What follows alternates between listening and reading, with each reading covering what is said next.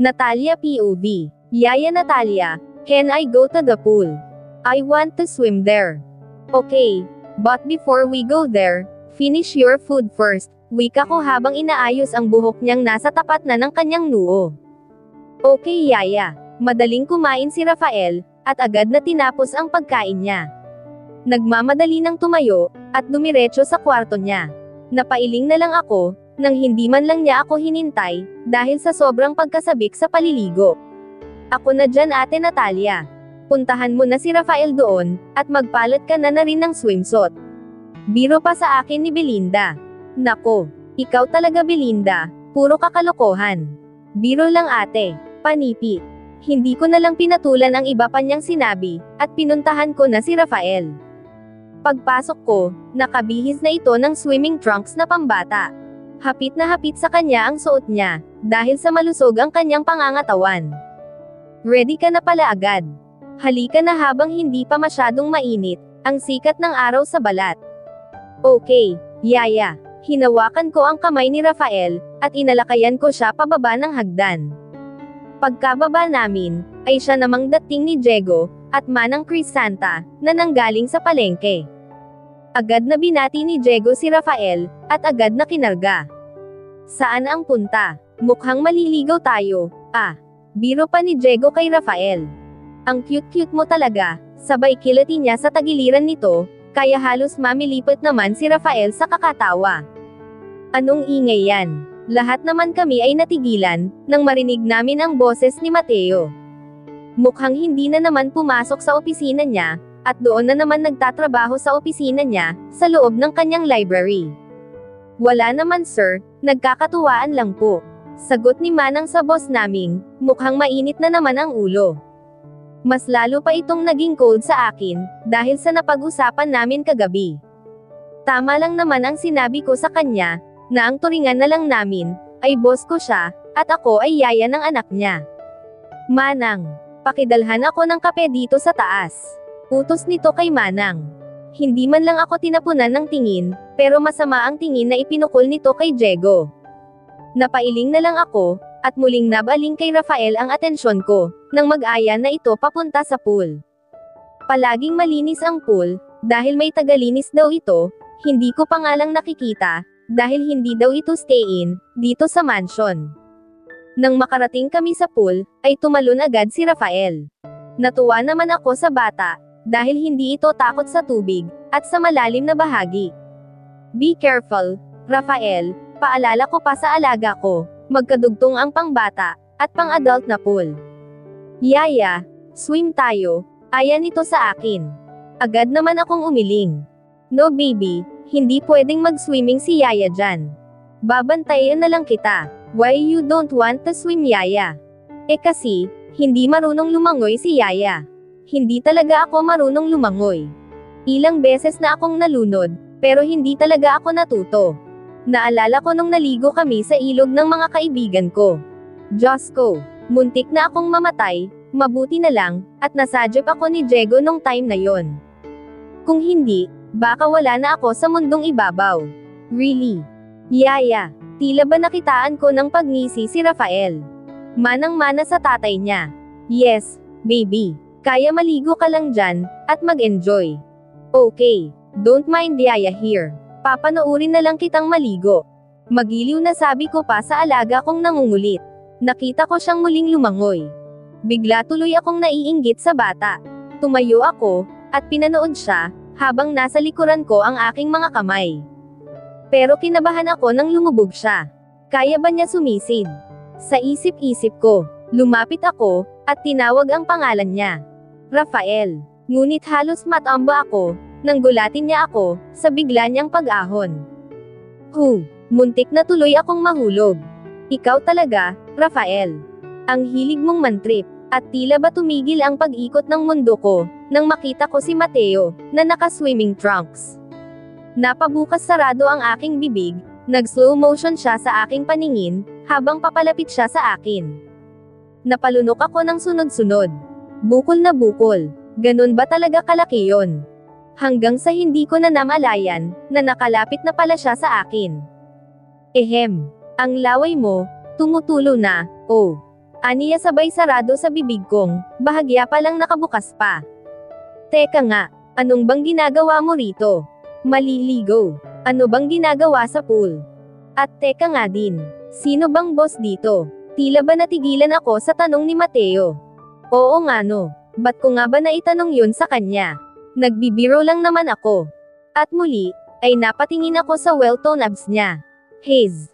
Ang dami ko palang pinalagpas na masarap noon. Nang mapatingin siya sa hitsura ko, ay abot tenga ang ngisi ni Mateo, kaya bigla akong nagseryoso, at biglang tumingin sa dahon ng punong kahoy. Rafael, baby, ikukuha lang kita ng merienda, ha? Behave ka lang dyan. Bilin ko pa kay Rafael. Okay, yaya, tugon naman nito sa akin. Paalis na sana ako, nang marinig ko ang tawag ni Mateo sa pangalan ko. Natalia, ako rin, ha? Hindi pa kasi ako kumakain. Sabi niya, sabay kagat ng lobby, kaya lalong pumula iyon. Tila natulala na naman ako. Zay, ang landi niya, may pakagat lobby pa siyang nalalaman. Hindi ko siya sinagot, at iniwan na silang mag-ama doon. Kailangan kong ibaling sa iba ang isipan ko. Nagiging maalay na kasi. Naglakad ako papasok sa mansion. Pagpasok ko sa mansion, ay nagkagulatan pa kami ni Diego. Oh, bakit pawis na pawis ka? Mainit. Nag-aalangan kong sagot. Alangan namang sabihin ko, na pinagpawisan ako sa hitsura ni Mateo. Nilagpasan ko si Diego, at dumiretso na sa kusina. Sakto naman nagluluto si Manang Chris Anta, ng meriendang turon. Wow! Espesyal! Favorite ko pa naman yon. Natalia, kukuha ka ng merienda. Heto, meron na akong luto na. Inabot niya sa akin ang ilang piraso ng turon, na nakalagay sa pahabang pinggan. Kinuha ko iyon, at kumuha ako ng tray ng pagkain. Pumunta ako sa ref, at sakto naman na may mga prutas. Sakto itong pakwan, para sa mga nagsuswimming. Naghiwa na rin ako ng manggang hinog, at orange. Nagtimpla na rin ako ng juice, para sa kanilang mag-ama. Nang matapos kong may prepare ang lahat, ay binuhat ko na palabas. Sinalubong pa ako ni Diego, para sana tulungan, pero tumanggi na ako, dahil kaya ko naman. Eksaktong inutusan din siya ni Manang Chris Anta, na ihanda ang sasakyan, dahil may kailangan daw itong bilhin, para sa tanghalian at hapunan. Pagkarating ko sa pool, ay wala si Rafael. Habang si Mateo, ay panay ang langoy, ibinaba ko muna ang kanilang merienda, sa bakal na puting lamesa. Lumapit ako sa pool, para hanapin si Rafael, pero laking gulat ko, nang may tumulak sa akin, kaya napasigaw na lang ako, nang bumagsak ako sa tubig, sa malalim na parte ng pool. At ang huling narinig ko na lang, ay ang malakas na tawa ni Rafael. Unti-unti na akong lumulubog sa tubig, panay ang padyak ng paa ko, at panay ang hampas ng kamay ko sa tubig. Hindi ko talaga alam ang gagawin, dahil hindi talaga ako marunong lumangoy. Papikit na ako, at kinakapos na ng hininga, hanggang sa nakita ko si Mateo, na papalapit sa akin, habang sumisisid sa ilalim.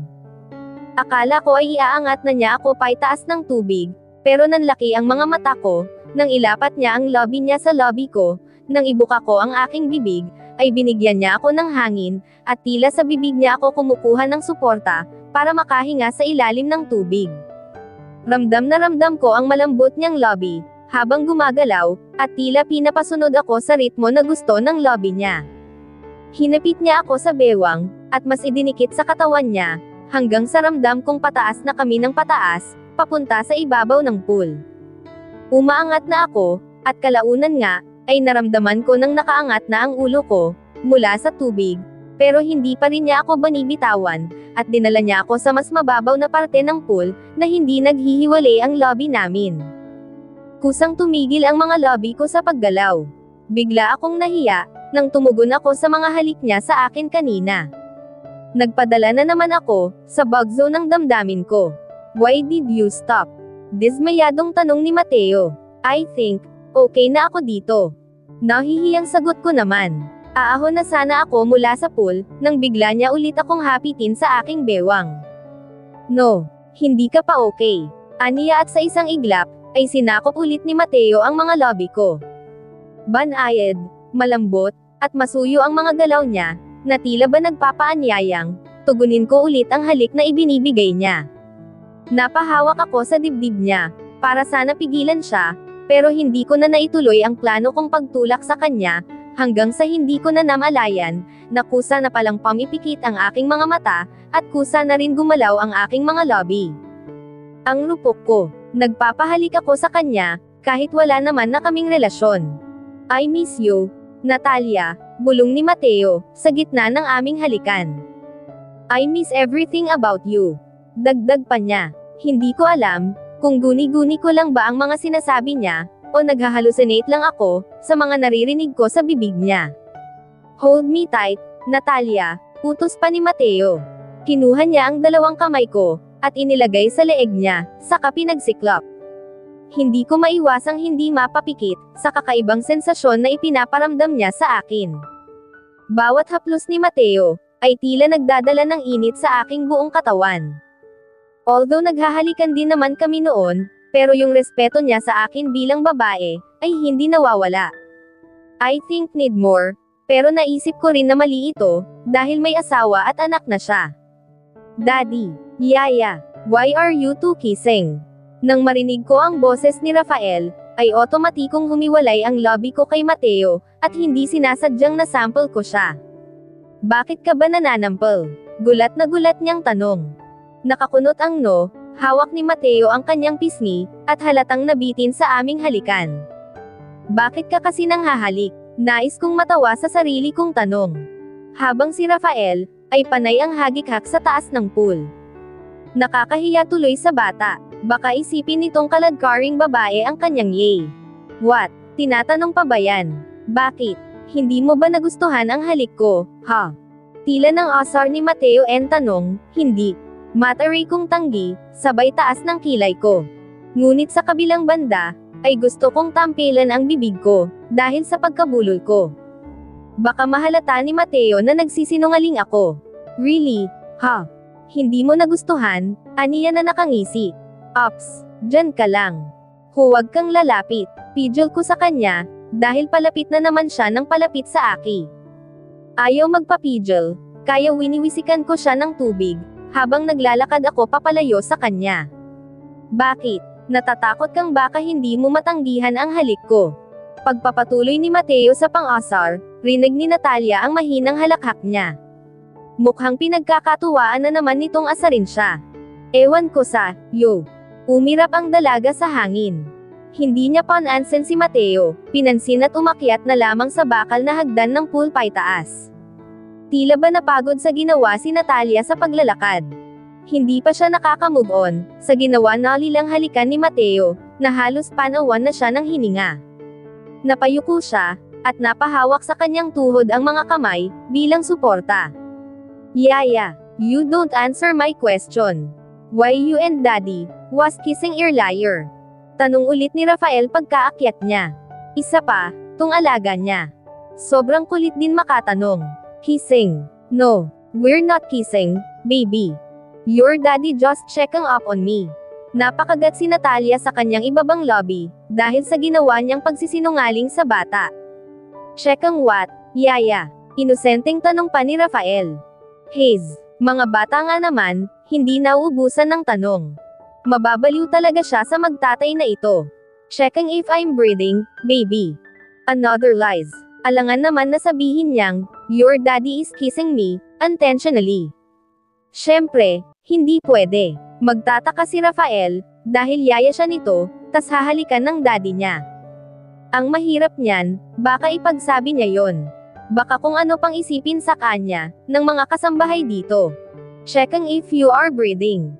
But I think, you are totally fine, Yaya. You said you're liar, that you don't know how to swim. But I think, you're a fast learner, Yaya. May paghangang sabi pa nito sa dalaga. Nahiya tuloy si Natalia bigla sa bata. Fast learner. Kung alam mo lang talaga Rafael, ang kalokohan ng daddy mo. Tiningnan ni Natalia si Mateo sa pool, ngunit wala na ito sa pwesto niya kanina. Nakita niya itong lumalangoy na ulit, kaya mas lalong na-flex ang mga muscle ng lalaki, sa malapad niting likod. Napahawak naman si Natalia sa kanyang lobby, at naalala ang halikan. Haze, next time, need niya na sigurong makontrol ang sarili. At umaasa ka pa talagang magka-next time, ha? Wika ng maadera niyang isipan. Sisiguraduhin niyang hindi na ito mauulit, dahil siya rin naman ang talo sa huli. Nakaramdam na ng panlalamig si Rafael. Nagsawa na rin sa kakalangoy, kaya nagpa siya si Natalia, naliguan na ito, at bihisan na. Nilalamig na rin kasi siya, dahil basang-basa din. Tinanggal ni Natalia ang damit ni Rafael. Here baby, remove this. Utos ni Natalia. Ipinapatanggal niya ng yung underwear nito. Ayaw kasing ipahawak sa kanya. Bata pa lang conservative na. Yaya, can I remove this on the shower room? Nagpuppy eyes pa, Diyos ko. Batang ito, lalo tuloy naging cute sa paningin niya. Sa sobrang gigil ni Natalia, ay napisil niya ang pisngi nito. Ouch, Yaya. Why did you pinch my face? Nakangusong sabi ng bata. Namula tuloy ang bilugan nitong pisngi. Because you are so cute baby. Nagulat naman si Natalia, nang biglang ay lapit ni Mateo ang mukha nito sa kanya. Napakunot ang noo ni Natalia, at bahagyang lumayo sa lalaki. Pinch my face too. Aba, talaga itong lalaking ito, ang sarap taktukan sa ulo. Ano, medyo mataas ang timbre ng boses ni Natalia. I said pinch my face too, kagaya ng ginawa mo kay Rafael. At bakit ko gagawin yon? Cute ka ba? Tila bumabalik kami sa asaran namin noong sila pa, 5 taon ang nakalipas. Haze, ayan ka na naman, Natalia. Reminiscing the past ka na naman. Excuse me, hindi lang ako cute, guwapo pa. Narinig naman ni Natalia ang hagik-hak ni Rafael sa gilid, kaya inirapan niya si Mateo. Talagang ipinaparinig pa sa bata ang kalokohan niya. Ewan ko sa'yo. Halika na Rafael. Mukhang sinasapian na naman ang daddy mo ng masamang espiritu. Sabay hila ni Natalia sa kamay ni Rafael. Umiiral na naman talaga ang kakulaitan nito. Naiilang din kasi siya, kakatingin sa abs ni Mateo, at sa nakabukol sa boxer short nito. Nagkasala na naman tuloy ang mata niya. Nang makarating sila sa silid ni Rafael, ay pumasok na kaagad ito sa loob ng cree, at isinarado agad ang pinto. Ang bata talagang ito, ayaw nang magpaligaw sa kanya. Napatingin naman si Natalia sa pintuan, nang muling bumukas iyon. Yes, baby, may kailangan ka, tanong niya kaagad. Yaya, I forgot my toy on the pool. Can you get it for me? Are you sure, na nasa pool ang toy mo? Di ba wala ka naman dala pagpunta natin doon? Nagtatakang tanong ni Natalia, dahil wala talaga siyang maalala, na may dala itong laruan kanina. Meron, Yaya, please, get it for me. Nagpaawa pa nga. Napabuntong hininga si Natalia. Ang plano niyang paliligo, ay naudlot na naman. Okay, baby, I'll get the toy for you. Yehey, thanks, Yaya. Tuwang-tuwang sabi ni Rafael, at isinarado na ulit ang pinto. At dahil gusto na ni Natalia ng makapagbihis, ay pumunta na ulit siya sa pool, para hanapin ang laruan ng kanyang alaga, na hindi niya naman alam kung ano. Laruan, laruan, laruan. Sambit niya pa, habang binabaybay ang daan papunta sa pool. Mabuti na lang, at wala si Manang Chris Anta, at si Diego. Sina Belinda naman ay busy sa likod bahay. Nang makarating sa pool, ay nakahinga si Natalia ng malalim, nang wala na doon si Mateo. Kung nandito yon, ay may ilang na naman siyang kumilos. Lamusong siya sa pool, na pambata. Mababaw naman ang tubig, kaya hindi siya takot, dahil sigurado naman na hindi siya malulunod dito. Nasaan ba yon? Bigkas ko, habang tinitingnan ang ilalim ng tubig ng swimming pool. Hanap ako ng hanap, na hindi ko naman alam ang hinahanap ko. Ito ba ang hinabanap mo? Ay kabayong paloka. Halos atakihin ako sa puso, sa gulat. Tiningnan ko ang hawak ni Mateo, dahil sa pag-aakalang, laruan nga iyon ni Rafael, pero nanlaki ang mga mata ko, nang hindi yun laruan, kundi boxer short. Pagtingin ko sa baba niya, nakahinga ako ng maluwag, nang nakatapis siya ng tuwalya. Bastos ka talaga, sigaw ko, sabay ahon sa pool na nilagwan ni Rafael. Iutos ko na lang siguro sa iba, ang paghahanap ng laruan ni Rafael. At saan ka pupunta? Hinaranggan ni Mateo, ang dadaanan ko pataas ng pool. Mateo, utang na loob. Gusto ko nang magpalit ng damit, dahil nilalamig na ako. Reklamo ko sa kanya, pero ang makong na ito. Todong ngisi pa. E di, paiinitin kita. Ano? Napasigaw ako, nang tumalon siya sa tubig, at ang gago. Nahulog ang tuwalya, kaya napatikip ang kamay ko sa aking mata, pero nakabukas ang isang daliri. At OMG, may cobra. Automatiko akong napatalikod mula sa kanya. Gulat ka no? At tuwang-tuwa talaga si Mateo, sa kalokohan niya. Ewan ko sa, yo. Nakakainis ka, takpan mo nga yan. Isuot mo ulit ang tuwalya mo. Utos ko sa kanya, habang nakatalikod ako. Ayaw ko nga. Kung gusto mo naman, suotan mo rin ako ng tuwalya, kagaya ng ginawa mo kay Rafael. Ayoko nga. Ano ka, baby? Protesta ko. Ganyan na ganyan siya dati. Nagpapa-baby, kahit na ang tanda-tanda na. Sige, ikaw rin. At mula sa likuran ko, ay narinig ko ang tunog ng tubig, papalapit sa akin. Nanlaki agad ang mga mata ko. Oh, no, lalapit ba siya? Kaso, paano ko siya haharapin, kung wala siyang saplot? My goodness, Mateo, sinasabi ko sa, yo, huwag kang makadikit-dikit sa akin. Saway ko sa kanya, habang nakatalikod pa rin ako, pero napapakagat na ako sa aking ibabang lobby, at muling naalala yung XL na manoy niyang, dumikit sa akin, sheti ka talaga, Natalia. Yung isip mo, nababahiran na naman ng kamunduhan. At tila nanlamig lalo ang pakiramdam ko, nang yakapin ako ni Mateo, mula sa kanyang likuran. Tila ba nanlambot ang tuhod ko, lalo na nang maramdaman, ang matigas na bagay, na iyon. Mateo, please, ilayo mo ang sandata mo sa akin, baka makatusok yan, mahirap na. Mukha pa namang matulis. Hindi ko na alam kung anong lumalabas na salita sa bibig ko. Diyos ko, ikaw ba naman ang yakapin mula sa likuran? Isama pa ang nakakatusok nitong sandata. Lalo akong nanigas, sa kinatatayuan ko, nang dumaan ang malakas na hangin, kasabay ng paghigpit ng yakap ni Mateo sa akin. Natalia, will you be mine again? Nahigit ko ang aking hininga, dahil sa hiling ni Mateo. Pero paano nga ba siya magiging akin ulit, gayong nakatali na siya sa iba? I'm sorry, Mateo, pero hindi maaari ang hinihiling mo. May asawa ka, at may anak, at ang isa pa, kasal ka na. Ayokong maging kabit Mateo, lalo na sa paningin ng ibang tao. Malungkot na sabi ko, ang hirap i-handle ng ganitong sitwasyon. Kung nalaman ko agad noon pa, na anak ni Mateo ang aalagaan ko, ay kahit may utang na loob pa ako kay Lola Soledad, siguradong hindi ako papayag. Naramdaman ko ang unti-unting pagluwag ng yakap ni Mateo sa akin. Kalaunan, ay humalagpos na pababa ang braso niya, at hindi ko na siya naramdaman sa likuran ko. Dahan-dahan akong humarap sa kanya, at nakita ko siyang nagbabalot na ng tuwalya, sa kalahati niyang katawan, habang paahon na sa tubig. Naiwan akong nakasunod ng tingin sa kanya, habang si Mateo, ay ni isang sulyap, hindi na ginawa sa akin. Nakaramdam ako ng kirot sa akin puso. Kahit pala palagi kong sabihin, na naka-move on na ako. Ang hirap pa rin pala, kapag lagi mong nakikita, ang taong unang minahal mo.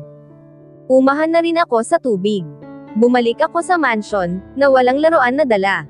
Hindi ko na rin nakita si Mateo, siguro ay pumunta na sa silid niya, para makapagbihis. Ramdam ko ang lungkot ni Mateo, pero anong magagawa ko, kung hindi na talaga kami pwede? Tahimik akong umakyat sa pangalawang palapag. Sinilip ko muna si Rafael, nakita ko itong maayos ng nakadamit, at natutulog na. Napagod siguro sa paliligo sa pool. Kahit ako, ay nakaramdam din ng pagod, kahit hindi naman talaga ako naglangoy. Ewan ko ba, parang nanghihina ako, dahil may naging malungkot na namang tao, dahil sa akin. Isinarado ko ang pintuan ng kwarto ni Rafael, at pumasok na sa kwarto ko. Dumiretso na ako ng shower, upang makapagbanlo na. Habang naliligo ako, ay hindi ko maiwasan na alalahanin, ang nangyaring halikan namin ni Mateo kanina. Napahawak ako sa aking lobby, habang nakatapat ang aking katawan sa shower, na may pumapatak na maligamgam na tubig. Pero nasaan nga kaya ang asawa ni Mateo? Bakit wala siya dito? Bakit hindi nila kasamang mag-ama? Ipinilig ko na lang ang ulo ko, at iwinaglit sila sa isipan ko. Nang makontento na ako sa paliligo, ay nagbihis na ako, at nagpasyang bumaba, na para tumulong naman sa gawaing bahay, dahil tulog naman ang alaga ko. At tamang-tama naman, dahil kada rating lang din ni naman ng Chris Anta at Diego, galing sa pamamalengke. Tulungan ko na kayo. Alok ko kay Diego, pero kukuha pa lang ako ng isang plastic ng pinamili, ay tinapik na niya ang kamay ko. Huwag na. Kaya ko na iyan. Huwag na huwag kang magbubuhat ng mabibigat, okay? Sus, kaya ko naman yan. Tsaka magaan lang naman yan, Protesta ko pa. Kahit na, masama sa babae ang nagbubuhat ng mabigat, Natalia. Kaya pumasok ka na doon, at ako na ang bahala dito sa mga pinamili, utos sa akin ni Diego. Sinimangutan ko naman siya. Okay, para tutulong lang, ayaw pa, bulong ko, habang papalayo ako. Aha, dinig ko yon. Rinig ko pang sabi ni Diego, kaya nagtatakbo na ako papunta sa loob, at sumunod na kay Manang Chris Anta. Ako na po ang mag-aayos ng pinamili nyo, Manang Chris Anta. Presinta ko naman. Oh, siya, sige, magpapahinga rin muna ako, bago magluto, dahil talagang napagod ako sa pamimili. Mabuti naman, at pumayag na agad si Manang Chris Anta, na ako na ang tumapos ng dapat gagawin niya. Pagkadala ni Diego na nga pinamili nila, akala ko ay aalis na siya, pero hindi pa pala. Tinulungan pa niya akong mailagay ang lahat ng pinamili sa cabinet. Nais ko namang matawa, nang lumapit si Belinda para tumulong. Tulungan ko na kayo dyan, ate, sabi pa niya. Ate nga ang binanggit niya, pero kay Diego naman siya nakatingin, at halatang nagpapakyut. Dedma lang naman siya kay Diego. Mga kabataan talaga, si Belinda na ang naghugas ng mga karne at gulay. Pagkatapos, ay maayos ini-organize sa ref. At dahil 3 kaming gumawa, kaya hindi nagtagal ay natapos na namin lahat iyon. Sakto naman natapos na kami, bago lumabas ng kanyang silid si Manang Chris Anta. Maraming salamat sa inyo, Natalia at Diego. Wika pa ni Manang. Sa akin Manang, hindi ka ba mag-thank you? Pakikisali naman ni Belinda. Ay sus, baka kurutin ko pa ang singit mo dyan, Belinda. Kung hindi ko lang alam, na nagpakyut ka lang naman kay Diego, asar ni Manang kay Belinda. Manang naman, nakakahiya po kay Diego. Aba at ngayon ka pa talaga nahiya. Ayos lang po, Manang. Maganda naman po, at mabait itong si Belinda. Komento ni Diego, na lalong nakapagpakilig kay Belinda. Pero syempre po, ang pinakamaganda na sa paningin ko ay si Natalia. Diego, saway ko rito. Bigla akong nakaramdam ng hiya, at sa harap pa talaga ni Belinda, at Manang niya sinabi iyon. Nakita ko tuloy ang pagbubulungan ng ibang maids, na may sari-sariling ginagawa. Si Ate Natalia, kinikilig. Udyok pa sa akin ni Belinda, kaya lalo akong pinamulahan ng mukha. Nako, kayo talagang mga bata kayo. Dito pa kayo nagbulahan. Siya, sige na, at ako'y magluluto pa ng hapunan. Paalam sa amin ni Manang Chris Anta.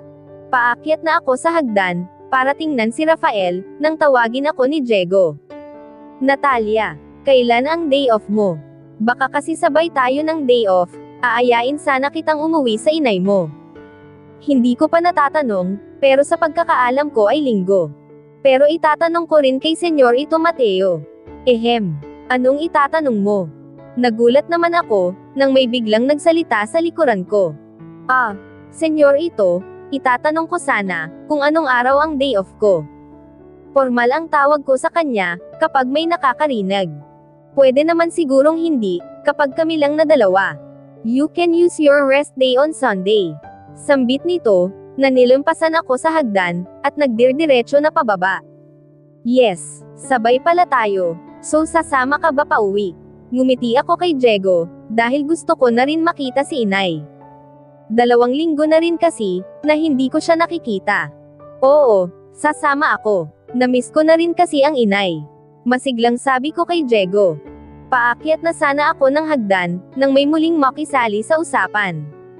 Sinong uuwi? Kami sana ni Diego, Senyor ito, dahil sabay naman kami ng day off. Isang araw lang naman, babalik din kami kinabukasan. Nope, Hindi ako pumapayag. Hindi pwedeng mawala kayong pareho dito ni Diego, wala akong mauutusan. Bukas ka na mag-day off Diego, sa Sunday na si Natalia. Pero senyor ito, wala nang pero-pero. My decision is final. Ako ang boss dito, kaya ako ang masusunod. At wala na kaming nagawa ni Diego, sa sinabi ng boss namin, na pabago-bago ng isip. At dito na po nagtatapos ang ika-4 na kabanata ng ating kwento. At sanay muli niyo po akong samahan sa mga susunod pang kabanata. Maraming salamat po, ingat po tayong lahat.